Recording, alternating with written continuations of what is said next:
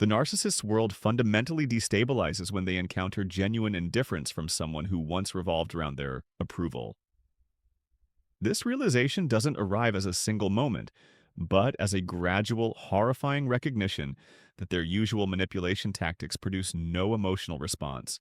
Their presence generates no anxiety, and their absence creates no longing.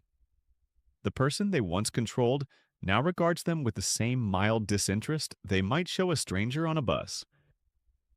This shift strikes at the core of the narcissist's existence because it confirms their deepest, most carefully buried fear that they are not, in fact, psychologically indispensable to anyone. The frantic testing of their former power. When the narcissist first suspects their victim's indifference, they immediately begin testing whether it's genuine or simply a new manipulation tactic being used against them. They deploy their most reliable weapons: guilt trips that once reliably produced apologies, love bombing that previously melted resistance, and strategic vulnerability that historically triggered their victim's caretaking instincts. Each attempt that fails to produce the expected emotional response increases their internal panic. This testing phase reveals the narcissist's fundamental inability to comprehend authentic emotional detachment. They assume their victim must be pretending, playing hard to get, or attempting to hurt them the way they've hurt others.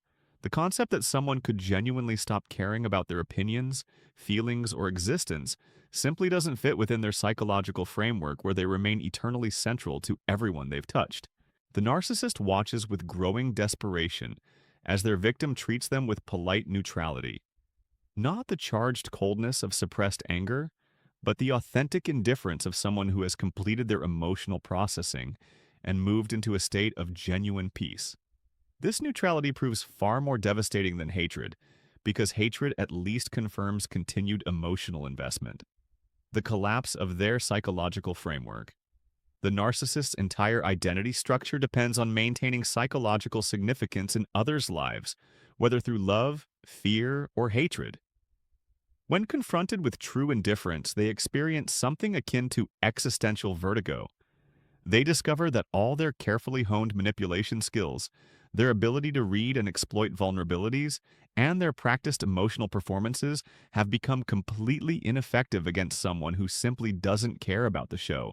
This realization triggers a profound identity crisis because the narcissist has never developed a sense of self independent of their impact on others. They exist primarily as a reflection in other people's emotional responses, and when that mirror suddenly reflects nothing, they begin to question their own substance and reality. The victim's indifference forces them to confront the terrifying emptiness at their core without their usual methods of distraction. The narcissist may experience genuine psychological distress during this phase, not from remorse or self-reflection, but from the disorienting experience of having their fundamental worldview contradicted. They've operated under the assumption that they remain perpetually fascinating and important to anyone they've been intimate with, and this assumption's destruction feels like a death of sorts. The final descent into irrelevance. As the narcissist accepts that their former victim's indifference is permanent and genuine, they face their ultimate nightmare, becoming a footnote in someone else's story rather than a main character. The person who once organized their emotional life around earning the narcissist's approval now barely remembers to think about them at all. This relegation to irrelevance represents the complete annihilation of everything the narcissist believes about their own importance.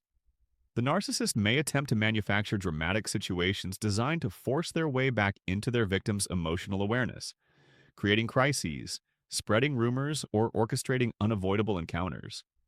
However, these desperate maneuvers only highlight their growing powerlessness.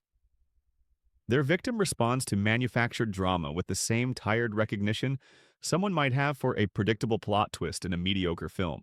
The final stage arrives when the narcissist realizes they must either accept their irrelevance or redirect their energy toward finding new supply who hasn't yet developed immunity to their manipulation. Most choose the latter, moving on to fresh targets while constructing elaborate narratives that explain away their victim's indifference in ways that preserve their grandiose self-image. They tell themselves their victim was damaged, incapable of appreciating them, or too emotionally stunted to sustain connection. Yet beneath these defensive stories, a truth has lodged itself in the narcissist's psyche like a splinter they cannot remove. Someone they once controlled completely has achieved a state of such profound psychological freedom that the narcissist has become entirely inconsequential to their emotional reality. This knowledge haunts them in quiet moments, a permanent reminder that their power was always illusory, maintained only through their victim's hope, fear, and desire for connection. Forces that have now evaporated completely, leaving the narcissist grasping at smoke.